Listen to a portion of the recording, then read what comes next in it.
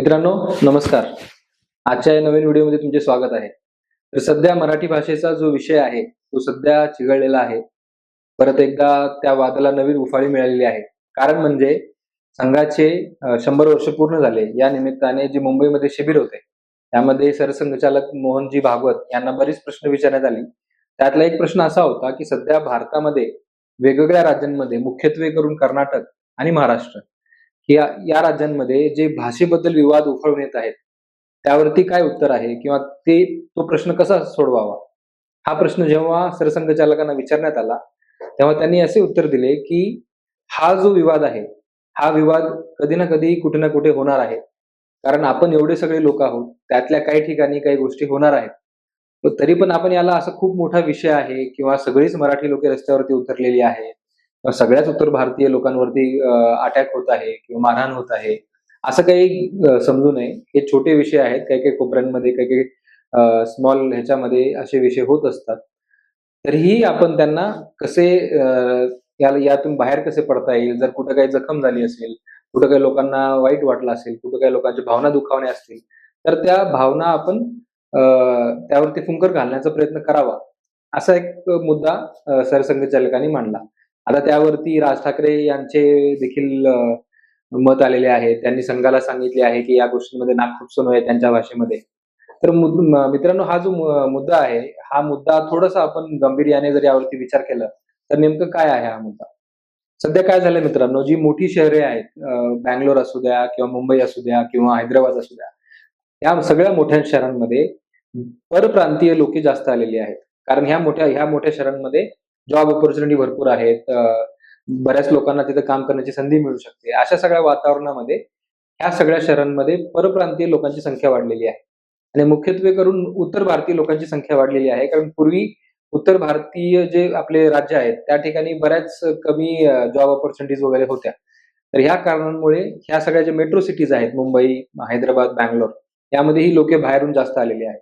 तसेच मुंबईमध्ये काय झालेलं आहे मित्रांनो, मुंबईमध्ये पूर्वीपासूनच गुजराती लोकांचा टक्का हा बऱ्यापैकी असलेला आहे.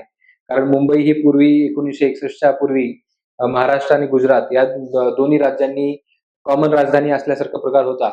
तर या कारणामुळे इथे गुजराती लोकांची संख्या, तसेच गुजरातला जवळ असल्यामुळे, अगदी बॉर्डरच असल्यामुळे बरेच गुजराती लोक मुंबईमध्ये राहतात. तर आता यामुळे काय झालंय मित्रांनो, की मुंबई सारख्या शहरांमध्ये नॉन मराठी जे लोक आहेत, त्यांचा टक्का वाढलेला आहे. म्हणजे आज जर आपण मुंबईत बघितलं, तर मुंबईमध्ये 35% ते 40% या पर्सेंटेजमध्ये मराठी माणूस शिल्लक आहे.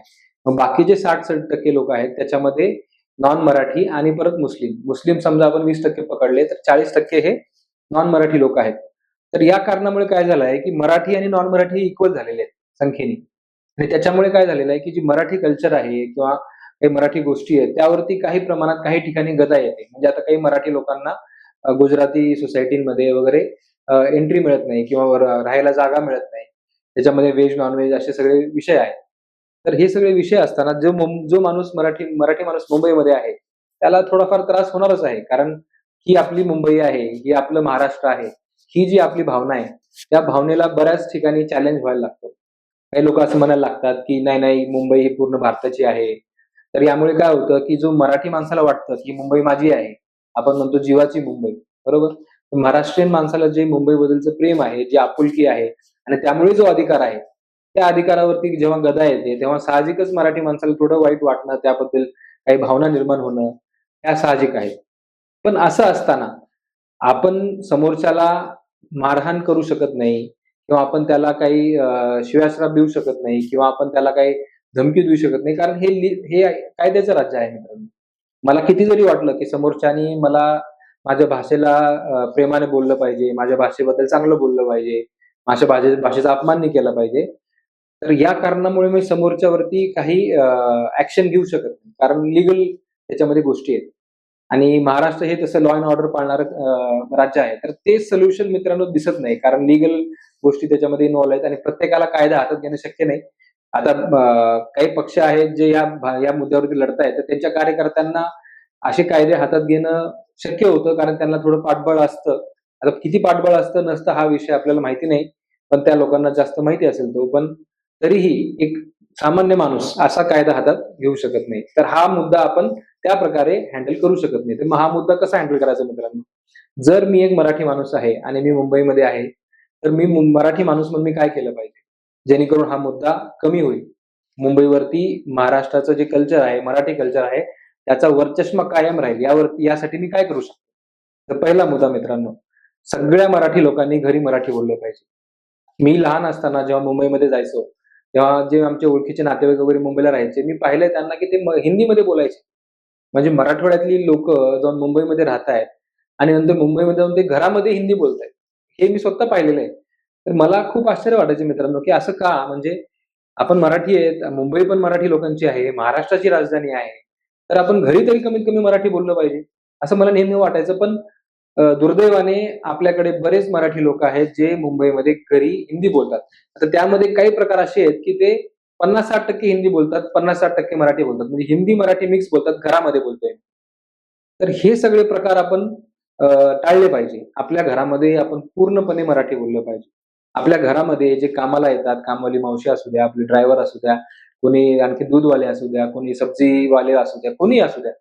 जे आपल्या घरी येत आहेत, समजा प्लंबर असू द्या, कोणीही बाहेरून आले, ई-कॉमर्स डिलिव्हरीला बॉय झाले, तर आपण त्यांना पहिल्यांदा मराठीमध्येच बोलले पाहिजे.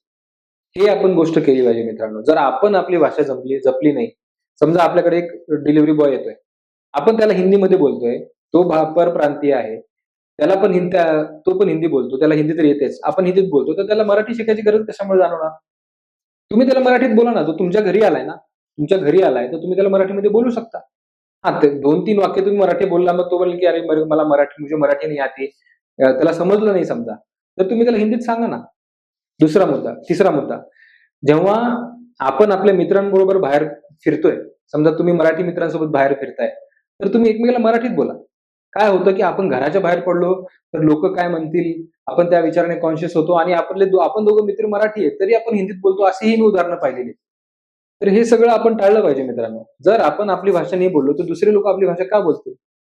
परत समजा आपल्याला कुठं काही आपण बाहेर गेलो, आपल्याला कोणाला काही अनोळखी माणसाला बोलायचंय, समजा दुकानदाराला बोलायचंय, कुणाला पत्ता विचारायचा आहे किंवा कोणाला काही विचारायचं, तर आपण पहिलं वाक्य मराठीतच बोललं पाहिजे. जर आपण मराठी आहे, तर न लाजता, न घाबरता, कुठलंही प्रकारचं कॉन्शियस न होता आपण पहिलं वाक्य मराठीमध्ये बोललं पाहिजे. हां, त्याला दुसरं वाक्य बोलू द्या ना, की त्याला मराठी नाही येत, मला हिंदीमध्ये सांगा किंवा हिंदीमध्ये विचारा. ते बोलू द्या ना त्याला. आपण अझ्युम का करू? मी स्वतः मुंबईमध्ये जेव्हा राहत होतो किंवा राहायचो, त्यावेळेस मी स्वतः देखील ही चूक केलेली आहे मित्रांनो, की बऱ्याच वेळेस आपण काय होतो कॉन्शियस होतो, की अरे समोरच्याला मराठी येत नसेल तर आपण हिंदीमध्ये बोलून स्टार्ट करूया. पण बऱ्याच वेळेस काय होतं, तो पण मराठी असतो आणि आपण पण मराठी असतो. आणि आपलं पूर्ण काम होईपर्यंत आपल्याला कळतच नाही, की तो पण मराठी आहे.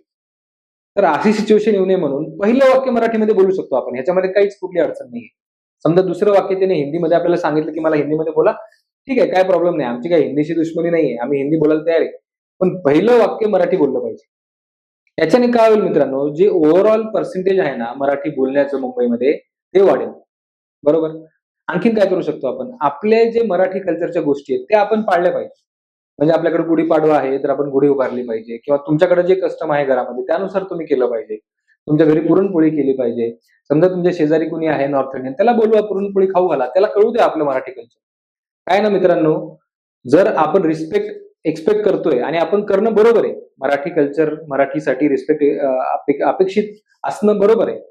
पण त्याला पण थोडासा अनुभव आल्यानंतर तो त्याच्या रिस्पेक्ट ही मधून येईल. मारून रिस्पेक्ट येण्यापेक्षा जर त्याला मधून रिस्पेक्ट आली ना, तर आपल्याला पण आनंद होईल. तर आपलं जे मराठी कल्चर आहे, मकर संक्रांती असू द्या, तिळगुळ घ्या, गोड-गोड बोला हे असू द्या, गुढीपाडवा असू द्या, आपले पूर्ण वर्षभरामध्ये कित्येक मराठी कल्चरचे विषय आहेत. ते आपण सगळे साजरे केले पाहिजेत. आपण सर्वांनी छत्रपती शिवाजी महाराज, छत्रपती संभाजी महाराज यांचं वाचन केलेलं असलं पाहिजे. याबद्दलच्या गोष्टी आपल्याला माहीत असल्या पाहिजेत. मुंबईच्या आजूबाजूला जी किल्ले आहेत, महाराष्ट्राच्या आजूबाजूला जी किल्ले आहेत, त्याबद्दलची माहिती आपल्याला असली पाहिजे. जर आपल्याला कोणी विचारलं, तर आपण त्यांना सांगू शकलं पाहिजे किंवा आपण स्वतःहून त्यांना सांगितलं पाहिजे, की असं-असं आहे, ही हिस्ट्री तुला माहीत असली पाहिजे.